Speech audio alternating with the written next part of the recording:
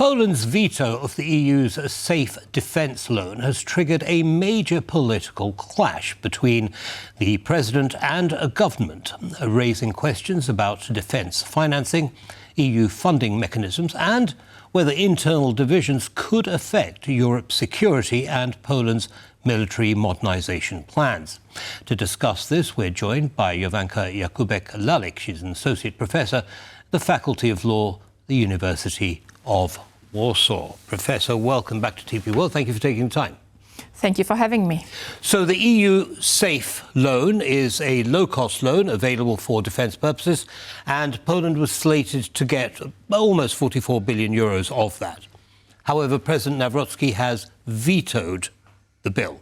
What exactly has he vetoed and what does that mean? Exactly. I think that we need to understand what actually happened, because President Nawrocki vetoed the bill which was aimed at establishing the legal infrastructure of how this SAFE fund will be spent in Poland.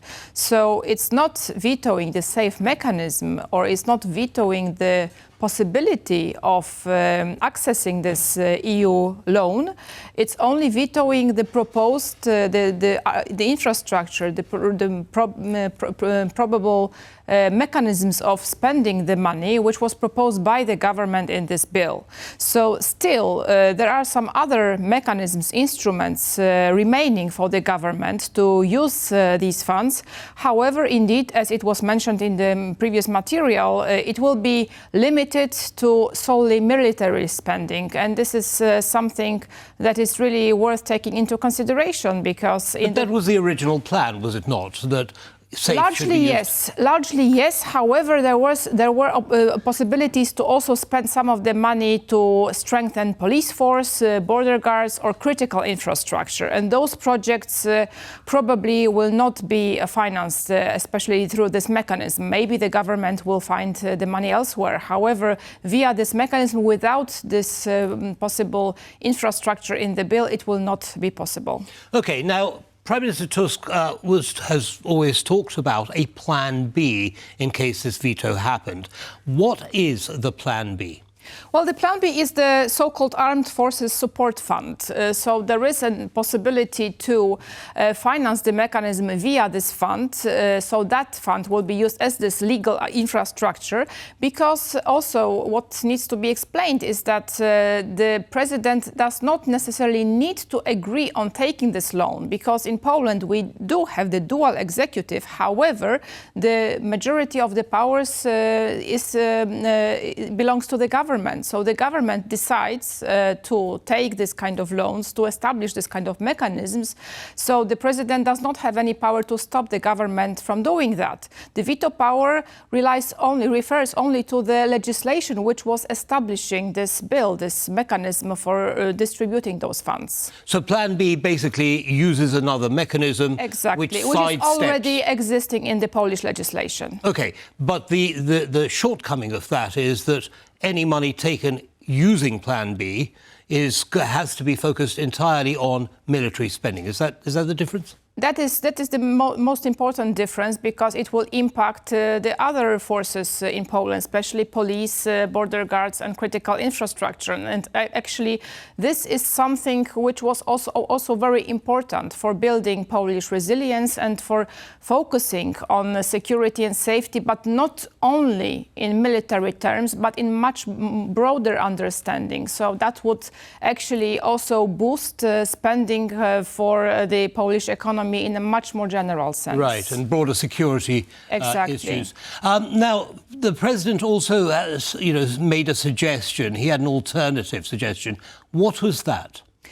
Well, the president suggested that there is an alternative which could be supported with the cooperation with the National Bank of Poland, which was so-called Safe 0%. However, I need to say that this is not entirely an alternative to the mechanism which is proposed by the European Union. First of all, this mechanism proposed by the government together with the president of the Polish National Bank means that some of the profits from the the National Bank could go via a newly established fund to be redirected to the armed forces. However, this mechanism is, first of all, it could not be an alternative, because it would not replace the amount of money that could be borrowed from the EU mechanism. But also the other problem is that it cannot be predictable as it goes to the EU mechanism, because we cannot really predict how the financial situation of the National Bank will look like in next years. And this kind of contracts, military contracts, they are very big contracts, and they are based on long-term procurement processes, which means that this mechanism could not be predictable. Of course, the best scenario would be to use both opportunities, to have this loan from the EU mechanism, which is very convenient for the Polish government and could be really used for boosting the public spending in the military and broader security situation. But also it would be great if this mechanism proposed by the National Bank could also be adopted as an additional mechanism that could support some of the projects. Understood. Now, you mentioned the European Union, and both Prime Minister Tusk and a former EU minister from the previous government, Konrad Szymański, has warned that political trends on the right could push Poland towards a Polexit. How realistic do you think that attitude is? Well, the problem is that the debate which was happening around the discussion around the establishing of the safe mechanism and also the veto of the president triggered some of the Eurosceptical or actually anti-EU voices in the debate. What also needs to be noted is that the main opposition party, Law and Justice, is kind of drifting towards more and more Eurosceptic aspects, and their rhetoric has changed significantly in recent years. Yes, but that wasn't always the case, was it? When Poland was joining the European Union, the Conservatives and right-wing parties were actually all in favour. What's changed? Well, what's changed probably is the conditionality mechanism, which was established previously, and it denied Poland access to the funds under the Law and Justice government, which was the previous government in Poland. That, I think, was one of the reasons for this kind of far-right drift, but also the situation on the current political scene in Poland, where we have growing far-right parties, which are supported by more voters than it was several years ago. And I think that this main opposition party, Law and Justice, is currently trying to jump on this trend and also to use the support from the voters who are increasingly Eurosceptic. So are we seeing a fundamental crack, if you like, or a shift in Polish politics? Hopefully not, because still Polish society is vastly Euro-enthusiastic, and we are using a lot of benefits stemming from the EU membership. So vast majority of Polish citizens are very much pro-EU membership of Poland. This is just some part of the electorate who are increasingly Eurosceptic. However, of course, their concerns need to be addressed. And if there is a growing sentiment, which is also boosted by some algorithms in the social media networks, I think that it's important to keep track of the concerns and also to address what the people are really concerned about. Understood. Now, looking at it from the European Union's perspective, how does this chasm, if you like, that may be developing within Poland influence future EU loans, for example, towards Poland?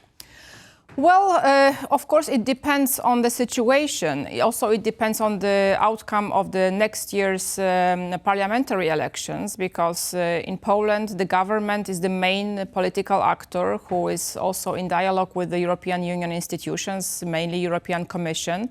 So depending on who will win the next year's parliamentary elections, of course, there can be a shift in Polish European policy. The current Liberal government looks for constructive solutions in the dialogue with the European Commission. However, we already have experience with the previous government, who was often conflicted with the European Commission, and it was not that constructive in looking for the solutions in some of the topics. So all of that will surely depend on what will happen next year. Right, and I'm going to ask you to look in the crystal ball. What do you think is going to happen? Well, I think that there are several possible scenarios. I think that those political scientists who already predict who will win in next year's election can be a little bit too adventurous, because I think that still a lot of things can happen. The Liberal government actually is trying to balance a lot of different aspects of the political and geopolitical situation. So it is indeed a very problematic situation. But on the other hand, it also has strong cards when it comes to, for example, this very strong pro-EU sentiment of the majority of the population. So should it come to that there will be this debate that this Liberal government would be pro-EU and the opposition party would be anti-EU, that could be a very strong argument for the people to vote for the Liberal Party, which is currently in the government. Understood. Thank you very much for laying all of that out for us, Professor, and come and see us again soon. Thank you so much. Have a good evening. And that brings us to the end of this bulletin of world news. Don't go away, lots more coming up. Goodbye.